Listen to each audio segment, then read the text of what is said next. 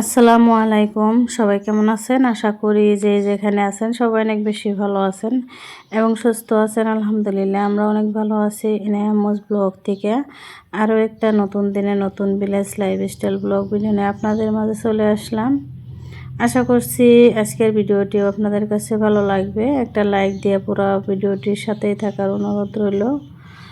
আর যদি নতুন হয়ে থাকেন চ্যানেলটি সাবস্ক্রাইব করে পাশে থাকা বেল আইকনে ক্লিক করে অল অপশনে ক্লিক করে রাখবেন, যাতে আপনারা আপনাদের সময় সুযোগ মতো আমার ভিডিওটি দেখে নিতে পারেন। তো এখন হচ্ছে সকালবেলায়, তো দেখতে পারছেন বাড়িঘর আমি কিন্তু উঠান, তারপর হচ্ছে বাড়ির বাইরে ঝাড়ু দিয়ে নিচ্ছি। সকালের আর কি বাসি কাজ যেগুলো সেরে নিচ্ছি। এখন হচ্ছে মুরগিগুলোকে ছেড়ে দিয়ে ওদেরকেও খাইতে দিতেছি। তো বর্তমান আমার কিন্তু এটি মুরগি আছে, তো সবটি মুরগি প্রায় ডিম পারে। তো মাশাল্লাহ অনেকগুলো ডিম কিন্তু আমি প্রতিদিনই পাইতেছি। তো এক আপু আর কি আমাকে কমেন্ট করছিল যে আমার মুরগিগুলা কিভাবে সুস্থ রাখি। তো আমার মুরগি আসলে তো আমি যেভাবে সুস্থ রাখি, তো সেটাই ভাবছি যে আপুকে কমেন্টে রিপ্লাই দিছি, তারপরেও কিন্তু আমি বলে দিতেছি যাতে যারা আমার মতো আর কি মুরগি পালন করে গ্রামে এভাবে খোলামেলা পরিবেশে, তারা কিন্তু এইটা আর কি করতে পারেন। তো আপু বলেছিল যে কি ভ্যাকসিন দেয় বা কি ওষুধ খাওয়ায়। তো ভ্যাকসিন দেয় না, এমনিতে ওষুধ খাওয়াই আপু। তো মাস 3 দিন বা 3-4 দিন আর কি সপ্তাহে একদিন করে খাওয়াই দিলে হয় অ্যান্টিবায়োটিক ট্যাবলেট, যেটা আমরা মানুষে খাই জ্বর আসলে।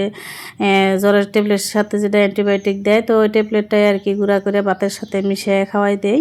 তার জন্য কিন্তু আমার মুরগিগুলো মাশাআল্লাহ সুস্থ আছে আর অনেকগুলো করেও ডিম পাই। তো দেখতে পারছেন এখানে যে এর আগের ভিডিওতে যে আমি ডিম উঠাইলাম আগের দিন, তো পরের দিন কিন্তু একজন আর কি নিতে আসছে। তো ডিম আর কি কম হয়েছিল, আরও লাগে তার জন্য কিন্তু আমি ডিম আর কি দেখতেছি যে এখান দিয়ে আর কি পারছে নাকি। তো আজকে আর কি পারে নাই, যে এখানে পারে একটা 2 সাজার উপর আর কি পারে। তো সেখানে আর কি দেখতেছিলাম, তো পারে নাই।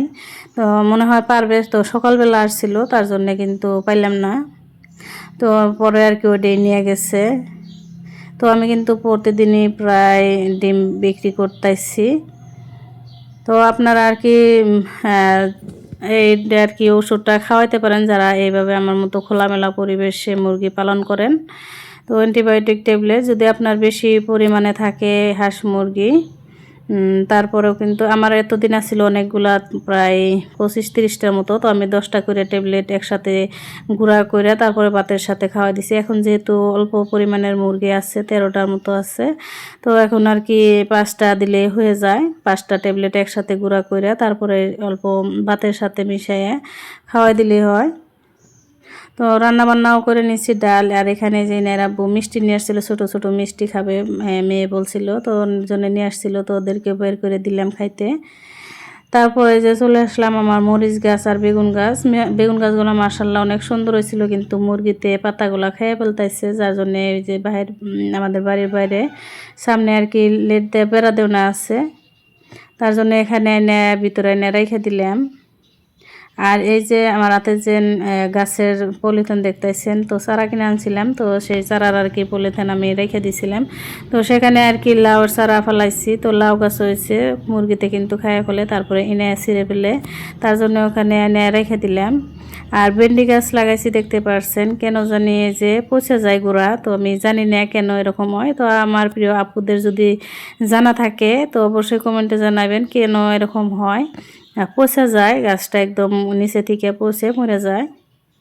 তো মাশাআল্লাহ যে আমি বাদাম লাগাইছিলাম, দেখতে পাচ্ছেন কত সুন্দর হয়েছে বাদামগুলা, গাছগুলো অনেকটাই সুন্দর হয়েছে আর ফুলও আসছে। জানি না কোন দিনে এটা উঠাতে হয়, আসলে তো প্রথম লাগাইছি যার জন্য। আর এই যে পাশে দেখতে পাচ্ছেন ধনিয়া, পাহাড়া ধনিয়া কই আমরা, এটা কিন্তু অনেক হয়েছে এখান দিয়ে চারা ছোটো ছোটো, আর বড়োগুলো আর কি উঠাইয়া ফালাই দেওয়া হয়েছে। তো এবার সেই যে আমার লেবু গাছটা অনেক সুন্দর হয়েছে, তো আপনাদেরকে অল্প একটু দেখাই দিলাম গাছগুলা ঘুরে ঘুরে। তো এখন হয়েছে যে দুপুরবেলা ডিম সিদ্ধ করে নিতে এসেছি, ডাল রান্না করছিলাম আর হচ্ছে কচু শাক ভাজি করছিলাম। তো আমার বাঁচতে আসছে আর কি ভাইয়ের ছেলে ছোটো, তো ওরকে কিন্তু অনেক ভিডিওতে আপনারা দেখেন।